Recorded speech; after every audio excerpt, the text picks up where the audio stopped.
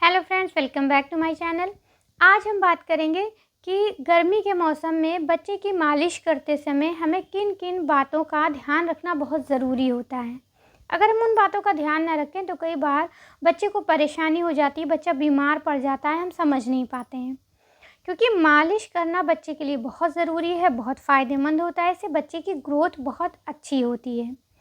तो जब हम गर्मियों में या सर्दियों में कभी भी मसाज करें तो कुछ बातें ज़रूरी है ध्यान रखना। तो आज हम बात करेंगे गर्मी के मौसम के बारे में, क्योंकि अभी गर्मी चल रही है। तो गर्मी के मौसम में जब भी आपको मसाज करनी हो, हमेशा इस बात का ध्यान रखें कि कई लोग होते हैं जो मसाज करने के बाद नहलाते हैं और कई लोग होते हैं जो मसाज करने के पहले बच्चे को नहलाते हैं।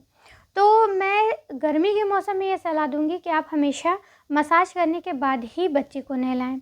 सर्दियों में हाँ, आप ऐसा कर सकते हैं कि आप नहलाने के बाद भी बच्चे की मसाज कर सकते हैं।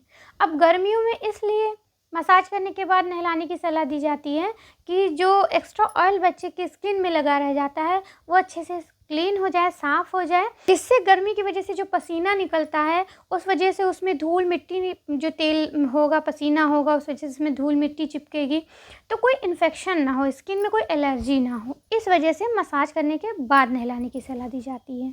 दूसरी जो बहुत सी माएँ गलती करती हैं कि मसाज करने के तुरंत बाद ही बच्चे को नहला देती हैं। ऐसा भी आपको नहीं करना है। भले आप नहलाने के बाद मसाज करती हों या नहलाने से पहले मसाज करती हों, आप हमेशा उस जो मसाज करने और नहलाने का गैप है, कम से कम आप 20 से 30 मिनट का गैप ज़रूर रखें। ऐसा इसलिए कि अगर आपने नहलाया उसके बाद मसाज की तो बच्चे की बॉडी ठंडी थी और आपने उस पे तुरंत मसाज कर दिया, एकदम से बॉडी गर्म हो गई तो भी नुकसान कर जाएगा। और अगर आपने मसाज किया, बच्चे की बॉडी बहुत गर्म है और आपने नहला दिया, बच्चे की बॉडी का टेम्परेचर डाउन हो गया, तो भी नुकसान करेगा, क्योंकि इससे बच्चे को सर्दी हो जाएगी, जकड़न, खांसी। कई बार आपने देखा होगा गर्मी के मौसम में भी बच्चे को सर्दी जकड़न हो जाती है।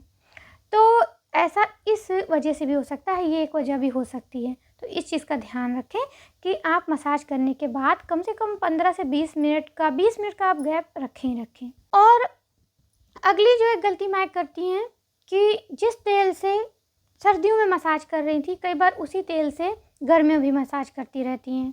तो अगर आप कोई ऐसा तेल यूज़ कर रही हैं बच्चे की मसाज के लिए जिसकी तासीर ना बहुत गर्म है ना बहुत ठंडी है और वो बहुत ज़्यादा स्टिकी नहीं, चिपचिपा नहीं है, तब तो आप उसकी मसाज गर्मियों में भी कर सकती हैं। लेकिन अगर आप जैसे डाबर लाल तेल है या बादाम का तेल है, तिल का तेल है, मतलब ऐसे तेल जो काफ़ी गर्म होते हैं, उनकी तासीर गर्म होती है, वैसा ही तेल अगर आप गर्मियों के मौसम में भी बच्चे की मसाज के लिए इस्तेमाल करेंगी तो हो सकता है कि उससे बच्चे की स्किन में रैशेज़ हो जाएँ, लाल दाने या वाइट कलर के पानी वाले दाने बच्चे की स्किन में हो जाएँ। और ये बहुत ही नॉर्मल सी समस्या होती है, जो बहुत सारे पेरेंट्स समझ नहीं पाते हैं कि गर्मी होते ही ये बच्चे के स्किन में अचानक से इस तरह के दाने क्यों आने लगे हैं।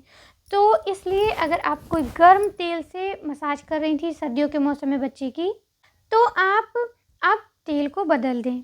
उसकी जगह पे आप कोकोनट ऑयल ले सकती हैं, जो कि काफ़ी अच्छा होता है बच्चे की स्किन पे, वो सूट करता है ज़्यादातर सभी तरह की स्किन पे।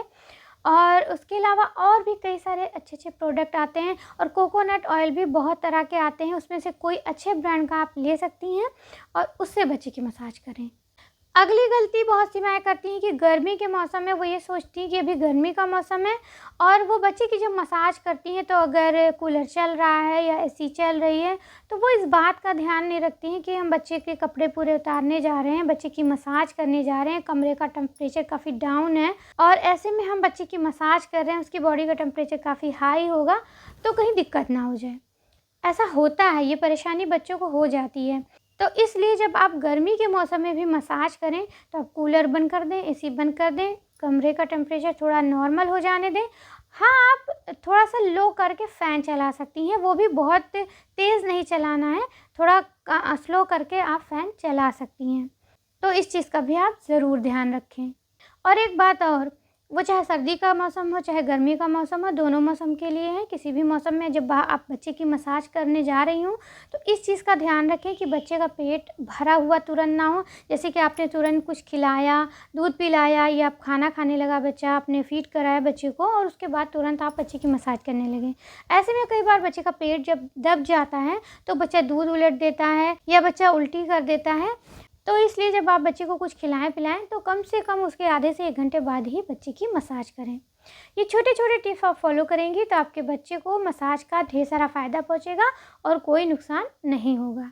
तो ये वीडियो पसंद आई हो तो जल्दी से चैनल को सब्सक्राइब करके वीडियो को लाइक कर दीजिए, उसको शेयर भी करिए।